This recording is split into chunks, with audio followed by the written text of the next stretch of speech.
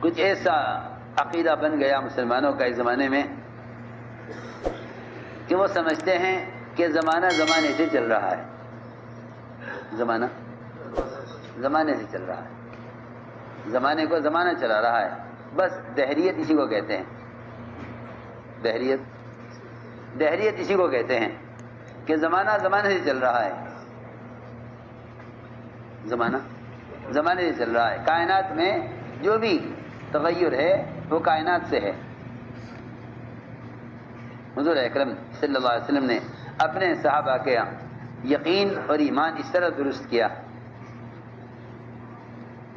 کہ کائنات میں کوئی تبدیلی کائنات سے نہیں ہے، کائنات میں کوئی تبدیلی کائنات سے نہیں ہے، کائنات میں کوئی تبدیلی کائنات سے نہیں ہے، بلکہ کائنات کی ہر تبدیلی براہ راست خالق کائنات سے ہے۔ دیکھو ایک بات درمیان میں کہہ دوں، ذکر کے حلقوں کا اصل مطلب ہی یہی تھا، ذکر کے حلقے جنہیں فرشتہ آسمان تک اپنے پروزے گھیر لیتے ہیں، اللہ ان سے بہتر مخلوق ان کا ذکر فرماتے ہیں، ان حلقوں سے یہی حلقے مراد تھے جس میں جمع ہو کر اجتماعی طور پر اللہ تعالیٰ کی وحدانیت کو بیان کیا جائے، اس سے ذکر کے حلقے مراد تھے، اس سے ذکر کے حلقے مراد ہیں۔ اللہ کی وحدانیت کو، اس کی قدرت کو بیان کرنا، اس کے ما سوا کا انکار کرنا، اجتماعی طور پر جمع ہو کر قرآن اور حدیث میں جس ذکر کے حلقوں کا تذکرہ ہے اس سے یہی حلقے مراد ہیں، اس سے یہ حلقے مراد ہیں کہ مسجدوں میں جمع ہو کر اللہ تعالیٰ کی قدرت کے، اس کی عظمت، اس کی بڑائی کے تذکرے کرنا، یہی وہ ذکر کے حلقے ہیں جن کو فرشتہ آسمان تک اپنے پروزے گھیر لیتے ہیں، اللہ ان سے بہتر مخلوق ان کا ذکر فرماتے ہیں، یہ ہیں وہ ذکر کے حلقے، کیونکہ اللہ کے نام کا ذکر انفرادی ہے لیکن اس کی قدرت اور اس کے احکام کے تذکرے اجتماعی ہیں۔ چنانچہ میں نے عرض کیا کہ انبیاء علیہ السلام کو غیب کا علم نہیں، انبیاء علیہ السلام کو غیب کا علم نہیں، انبیاء علیہ السلام کو غیب کا علم نہیں۔ تو آپ سے پوچھا گیا کہ بتائیے اصحاب کہف کون تھے، روح کیا ہے؟ اگر جواب دے دیا ہم آپ پر ایمان لے آئیں گے۔ آپ نے فرمایا کہ میں کل بتلاؤں گا، میں اس کا جواب میں کل بتلاؤں گا،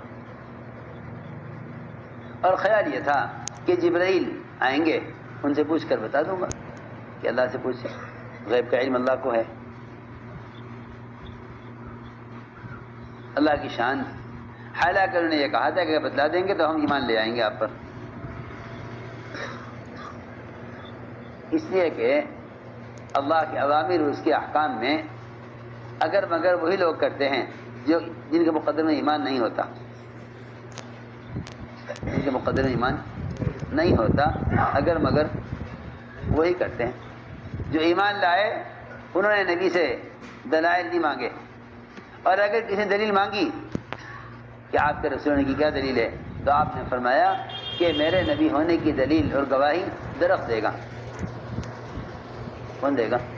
درخت۔ یہ نہیں کہ یہ ایمان لا چکے ہیں ان سے گواہی یہ دے دیں گے، میں کہ نہیں، میرے نبی ہونے کی گواہی یہ درخت دے گا۔ کہیں پتھروں سے گواہی دلوائی، کہیں درخت سے گواہی دلوائی، کہیں ان بتوں نے گواہی دی جن بتوں کو یہ اللہ کے سوا معبود سمجھتے تھے۔ اللہ اکبر۔ جن بتوں کا نبی انکار کرتے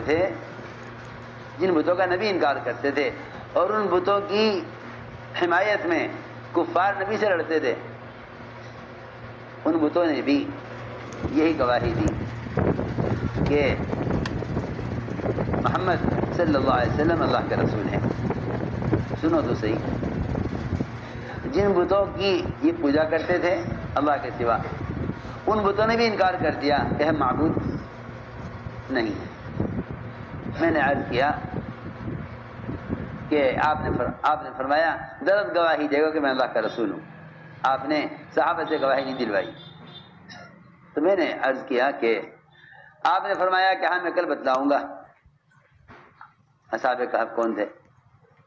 روایت میں ہے 15 دن تک وحی نہیں آئی. 15 دن تک وحی نہیں آئی.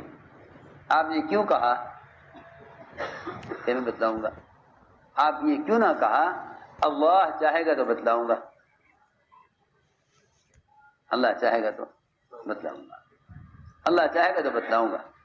آپ نے اپنے ارادے کو ہماری جہاد پر کیوں نہ موقوف کیا؟ میری بات ذرا توجہ سے سننا.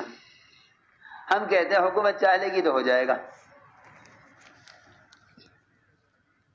آپ کے ذہن میں تو یہی تھا کہ اللہ سے پوچھ کر جبریل بتا دیں گے، لیکن آپ نے اپنی اس چاہت کو اللہ کی چاہت پر موقوف نہیں کیا.